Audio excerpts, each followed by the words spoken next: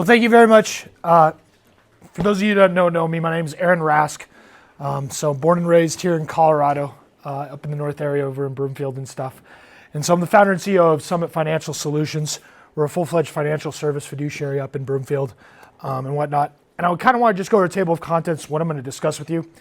I want this to be a little bit more interactive than some of the other presentations. I want to kind of ask the audience questions. I'd like the audience to be able to ask questions of me. Totally fine with you stopping me and all that other stuff. But I think sometimes, if we're talking for a very long period of time, after about 5 minutes, we start to zone out. And then you're like, okay, I need to get back to what's going on. But if we make it a little bit more interactive, it might be better. I'm going to talk about my family and talk about how I started Summit Financial, my process, what are assets. We're going to go into what your financial universe is. We're going to talk about taxes, ways to engage, and the value of a financial advisor. So we're going to try and get all that stuff done and kind of go from there. But the first thing is if you know me, my family is the most important thing to me. My wife, Mary, and I have been married for almost 12 years now. August 8th is going to be our wedding anniversary. And yes, I did make it August 8th, so I would remember. Okay, 8-8. It was really easy. So we got married actually at St. Catherine's. My uncle is actually a Catholic priest here in the Archdiocese of Denver and stuff. And he actually had married us. He's baptized all of our kids and actually did First Communion for the older two. Number 3 and number 4 haven't got there. But I got the boys on the left. I got Nico, who's 10, and then Alex, who is 5. Nico's actually autistic. And so we're going to go into a little bit more of that later. But I'm very passionate about autism and kids with special needs. What you might not know about me is I used to be an 8th grade social studies teacher. So I transitioned that from teaching social studies from 2007 to 2010. And then I got cut 3 straight years due to budget cuts. Because if you're here in Colorado, you remember that during that time we had a little bit of a depression and things weren't good. Colorado is also 49th out of 50 states in funding public schools still to this day. So the first thing they cut is untenured teachers. So I went ahead and left my teaching career and I opened up my own financial services career. On the other side, I have my girls. I have Lucy and Lily. They're 9 and 6. It's fun to be a girl dad, I guess. I say that's the reason why I'm losing hair, okay, is the girls. So that's how it works there. But that's my family. My wife, she's a Denver native as well. I went to Broomfield High School. She went to North Glen High School. She's actually a nurse over at a Vista up in Lafayette, if you know where that is. She's in the med-surg. She does what's called PRN because she takes care of our kids. So she has to work 4 shifts a month basically to keep her license active and whatnot. About half the time she gets called out because she's kind of the first to, if there's too many or there's not enough people there, they send people home and whatnot. But she kind of takes care of the home and does all that. But she still is really passionate about being a nurse and really wants to keep that license active. And honestly, it gives her some adult time as well to be able to go out and do those things. And she's really happy about that. So, so that's my family. Let's see here. So company profile, I want to talk to you about Summit Financial because I started it in 2017. I broke away and kind of went on my own. And the one thing that you need to know is Jen asked me before, well, Aaron, do you have these minimums or maximums to work with you? I actually have no minimums or maximums to work with me. A lot of people kind of criticized me over the years of that, and other financials are like, well, that's a little weird. But to me, it's really the values of a person and an individual or a family that determines if I work with them. And so a couple years back, I went ahead and really sat down and said, what and who do I only want to work with, okay? And so when I take a look at that, my core values, the first one, if you haven't figured it out, is going to be family. I remember specifically sitting down with a couple, and the husband did not want to get life insurance because he was scared that if he got a life insurance policy, if he died, he would make his wife rich and whatnot, and he didn't want to do that. I couldn't work with him like that. It just didn't make sense to me. It didn't really... it wasn't my true north. You know what I mean? So, family is the most important thing. I want to make sure that if you do not align with that, we're probably not going to work together. It's just how it is. And I've been in business now for 14 years, and I'm pretty lucky now where, transparently, I do get to pick and choose a little bit more of who I work with. And I'm not a first-year financial advisor that'll talk to anybody that breathes, right? So I think that's kind of an advantage for me. Integrity is really important to me. I try and live live my faith and live my life with the most integrity and be honest as much as we can, right? We all go to confession. We're all sinners. We have that stuff. But, I've never, ever screwed over a client. I can honestly say that. I've always done the best I can, and I think that's really important to go ahead and do. And I try and make it right if there's ever anything that was miscommunicated or anything that I do, as long as it's not illegal, right? So that's another key. Community involvement. So I talked to you about that. I'm from Colorado, grew up in Broomfield. I went to Broomfield High School, so I've always stayed in the Broomfield area. I'm on a board of a nonprofit that is called Bow Swan Children's Center. I give back to that community. Bow Swan deals with kids with special needs and sensory issues, and I'm very passionate about that, obviously, because I have a son that went through that. And it's a really cool school. It's not a Catholic school, but it is a great school that works from basically 2 years old to about 5 years old. And they really have some early intervention for kids that are there. But they also bring in kids that are actually not have special needs, and it's basically an inclusive classroom. All my kids have been there, and the empathy that I see from the kids that have gone to that school, dealing with kids that do have, maybe aren't so neurotypical, are phenomenal. So giving back to the community and being involved. I'm very involved, I'd say, in Broomfield. I know Jen, you live in Broomfield. Ryan, you're kind of up in the area too. I try and get my face out there, and I want to give back to my community. Knowledge and expertise. I really feel that, especially in any industry, it is always changing. And if you do not keep up with what is going on, you're going to have challenges. So I'm always looking to continue my education, continue my certifications, continue the designations and everything like that to make sure that I'm up to date on what needs to happen. It's always changing. Education and guidance. So I don't like to tell clients what to do. I like to go ahead and give them all their options and really teach and educate them about the pros and cons of everything. There's not anything out there that gives you zero risk, no taxes, double-digit returns, and 100% liquidity. If I had that vehicle, I think I would just recommend that for everybody, right? But it doesn't exist. So you have to meld a bunch of different vehicles to usually achieve someone's goals. And so explaining those and really educating them about that is really important to me. The next thing is entrepreneurial leadership. My grandparents were actually from Cuba. Okay, they came over in the 1960s and started over, and they were business owners in Cuba. They were business owners here in Colorado. Okay, and so I got that entrepreneurial spirit from them. They like to say it skips a generation because my dad was a CPA and my mom was a teacher. And my dad says he was the worst business owner ever because he never raised his prices for 30 years, which if you talk to Michael, you probably don't want to do that, okay? All right? So with that entrepreneurial leadership came to me, and I love to support small business owners, especially in the Catholic community. I think it's really important. And that's actually why I'm here is I think it's a great mission what Michael and Patrick have going on. It's very admirable. So I always talk about people that are relative to rich. So I'm going to ask you this. When I say, where are you at relative to rich? What does that mean to you? I said, where are you at relative to rich? What do you think about? Yeah, Michael? I think about the difference between being rich with wealth or being rich in your spirit. I don't quite know how to answer it unless I know which direction I'm thinking. Yeah, and it can be both, right, Michael? Yeah, for sure. So right there, you'll see kind of this diagram that I have up there. And I always talk to my clients about where they are relative to rich, not only on the financial side, because we've all known the people that make really good money, but seem to always be in a lot of debt and can't afford certain things or swimming. And then we've also met the person that maybe doesn't make a whole lot, but they're very stable. They're investing, they're buying different things, buying assets, right? So it's not the amount of money you make, but it's what you do with the money that you have, right?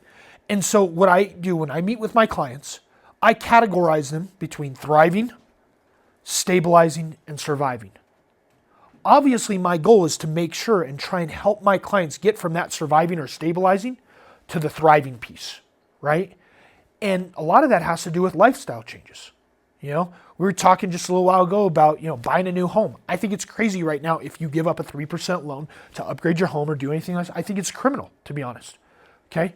It's better for you to rent that upgrade and rent out your home than try and lose that loan and go get another 7% loan. Doesn't make sense to me. The next thing is what can we do to go ahead and cut out credit card debt? I think that's a huge thing right now that young adults aren't aware of. I wasn't aware of it when I first got into it, and I got in credit card debt.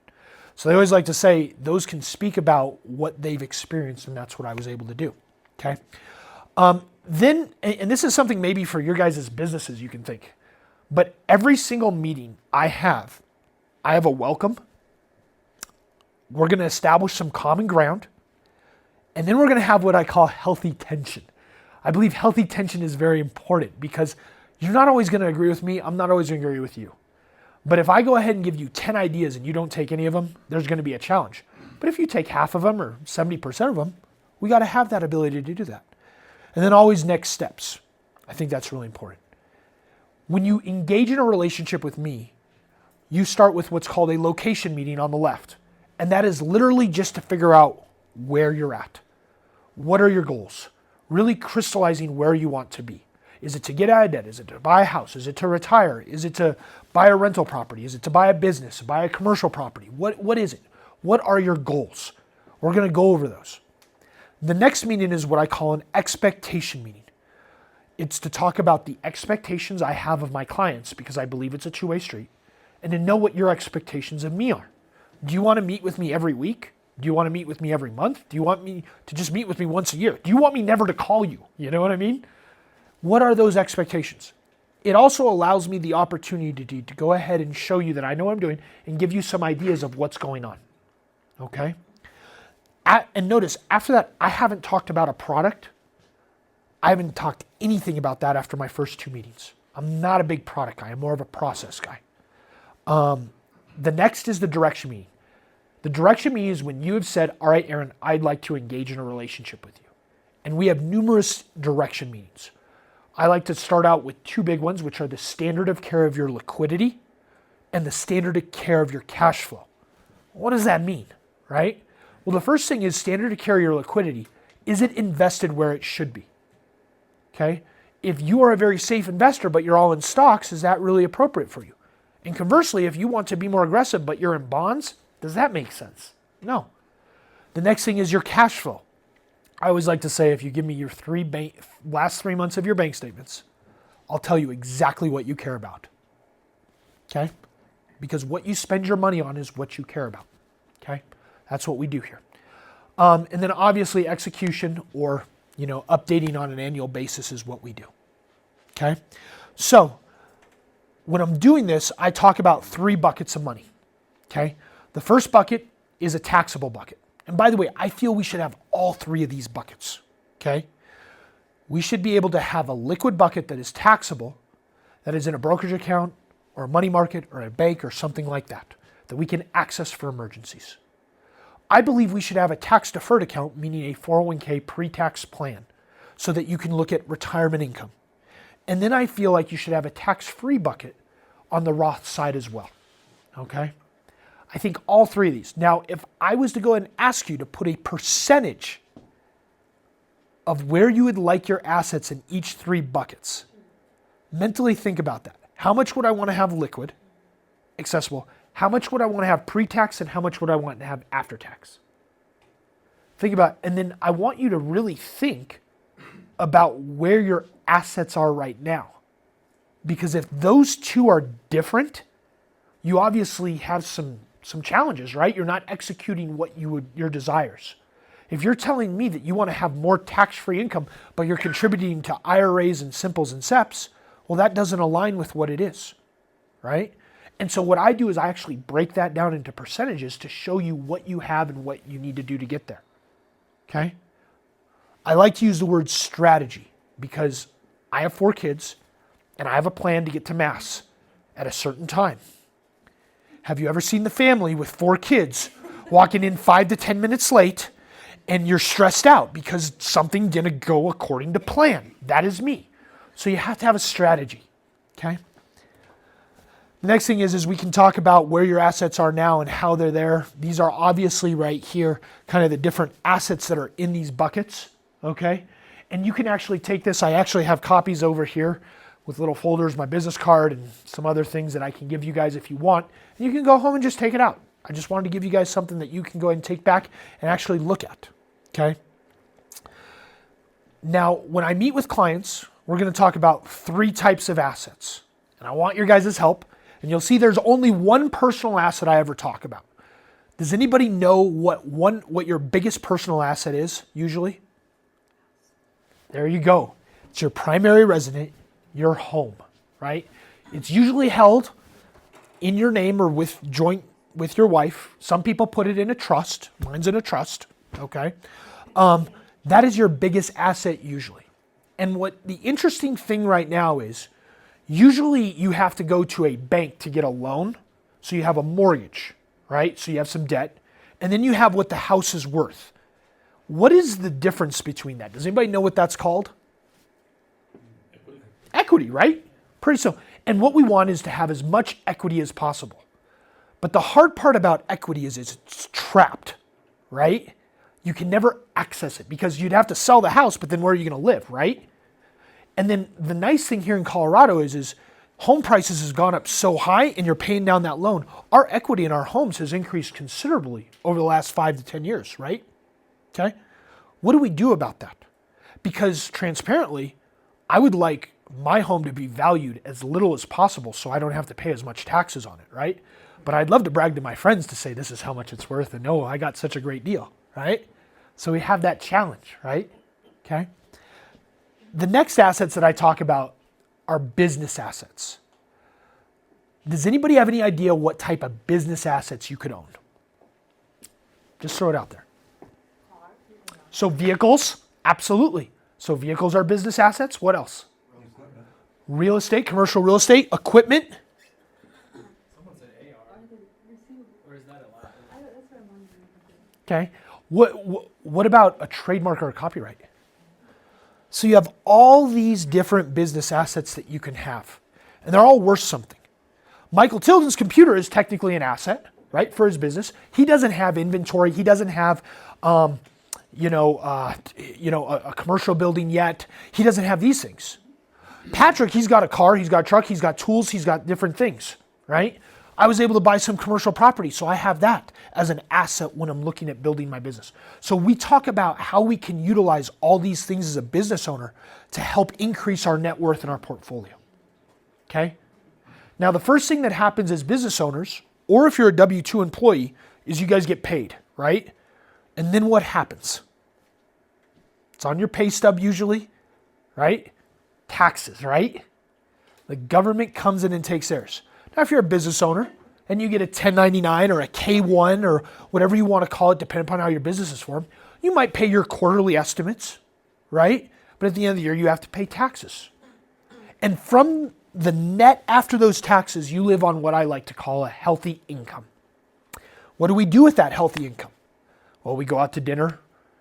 We buy kids' shoes. I don't know if you know this, but kids grow out of shoes pretty quickly. Okay. All right. We go out, we go on vacations. We buy things that we like. You know what I mean? But we also invest that money into what I would call liquid assets. And the way I describe liquid assets are you can make a call or click a button and they can be to you within basically a reasonable amount of time, 1 to 5 days. Now, that's not considering taxable liabilities or anything that could happen. But does anybody have any idea what these liquid assets could be? There's a bunch. Sorry, what? Stocks. So stock account? Absolutely. Cash at a bank. What else? Gold. Oh, that's an interesting one. I didn't put gold up there. So let me ask this. Could you liquidate gold with a phone call or push a button? So it's a hard asset, right? Right? So I'd say that's a hard asset, maybe not so liquid, could be liquidated, right? So there's a couple of them, right? And these are all vehicles, 401ks. For an employee or you run a business, maybe you start a 401k, a simple or a SEP, right? A retirement plan. Next thing, everybody loves to talk about a Roth IRA, right? It's the biggest thing out there. It's been going on for 30 years. Everybody loves it. Banks and CDs, okay? You have to have a savings account usually or a checking account where you put your money from. If you come to any financial advisor or even a bank with a bunch of cash, they're going to ask where it came from. So it's nice to have, that electronic trail. Cash value life insurance is another one. Some people have what's called a deferred comp plan for business owners, where you can discriminate on who gets what and how you can overfund it just for your key employees. Even pensions are liquid, right? Now, we don't have a lot of pensions anymore, but they are there. And then obviously a brokerage account or like a stock account, right? Where it's liquid, where you can access it. I think everybody should have a little bit of each, and they are all designed to do different things. And they're all taxed a little differently, okay? Now, I bring up taxes because at the end of this year, did you know that there's going to be a new tax law? There's going to be a new tax law. So the Trump tax laws sunset after this year. So I assume here in the next 3 to 4 months, they're going to pass a new tax law, okay? A lot of business owners were really excited, 7 years ago when this first came out, because there was something called QBI, Qualified Business Income, where the first 20% of your income was tax-free. And you were able to invest that back into your business, buy more inventory, hire new employees, do other things, okay? Is that going to stay? It probably is, because guess what? Trump got reelected. He's got the House, the Senate. They're going to formulate it. I would expect that the new tax law is going to be very similar to this tax law, okay? Now, obviously, everyone's in Congress, and they're going to be lobbying for what they want and different things. But it is a big topic in my industry, because while we can prepare for this year, when I'm talking to my clients, I'm always thinking ahead and looking out for them to say, okay, if the tax laws change, what do we need to do? How do we need to adjust our portfolio? Is cap gains still going to be, at 15 and 5, not including all the other taxes? Or is it going to go up? Is it going to go down? Are we going to get a flat tax where everybody pays 10 to 15%? I don't think it's going to happen, but that's on the table. So it's being up to date on all these different things that you need to be aware of, okay? Now, when you talk about engagement, okay, and I'll say this, for most financial advisors, there are 3 ways to engage with us. It's not new. It's just who you get along with. The first one is on a commissionable product. So if you come to me, much like a real estate, and ask a real estate to sell a house, they get a commission on that, right? You can come to me and I can sell commissionable products. You don't pay me a dime. I get paid from the mutual fund company, from the life insurance company, from the financial institution, and no money comes out of your pocket. That's one way to deal with me, okay? The other way is what's called assets under management. It is allowing me to manage your money and to have a passive or active trading platform where I'm taking a fee based on how well I do. Fisher Investments didn't create when you do better, we do better. That's been going on for over 100 years. They just coined it really well, okay? So that is something that is there. And then the last way is what's called financial planning. It's kind of like keeping a lawyer on retainer. Well, you keep your financial advisor on retainer, okay? What I like to say is the commission is really transactional, right? Because you're coming to me, you're saying, Aaron, I just need something. Can you provide a product for me? Okay? Yes, I can, and that is just transactional, okay? I also work with my clients, though, transformational, and that's more on the assets under management and the financial planning tools that I have available, right? Those are a little bit more in-depth, okay? Now, here's the thing. I have clients that'll stay transactional and then move to the transformational. I have people that are really excited. They want to be transformational and they want to do their estate plan. They want me to look at their taxes. They want me to look at their exit strategies. They want to do, and then we get there and they're like, oh, I wasn't ready for that. I need to step it down. Maybe we need to be transactional for a little while. So you don't have to stay and you're not pigeonholed in one area. Does that make sense? Okay. The last thing that I'll say is, and it's interesting, but this article came out a while back ago from Vanguard. Now, Vanguard, when you call Vanguard up, do you get the same advisor every time or do you get someone different? You get someone different. It's 1-800, right? They actually put out an article that said if you meet in person with a financial advisor, you will increase your portfolio 3% than if you don't. And I find it weird because a company that has no financial advisors is promoting something like this. But whether you meet with me, whether you meet with your advisor, whether you meet with whoever, I recommend at least sitting down once a year because a lot of the times you're making emotional decisions. A month ago, they were saying that we're about to hit the biggest depression that we've ever had in our lifetime, right? And then what is it today? We're back in a bull market, right? If we're making emotional decisions all the time based on our money and our finances, we're never going to make good decisions. I don't know about you, but whenever I've made an emotional decision, I have 100% regretted it every single time. Okay? So being able to have a sounding board and talking to someone to have a non-emotional conversation about things is very important. Okay?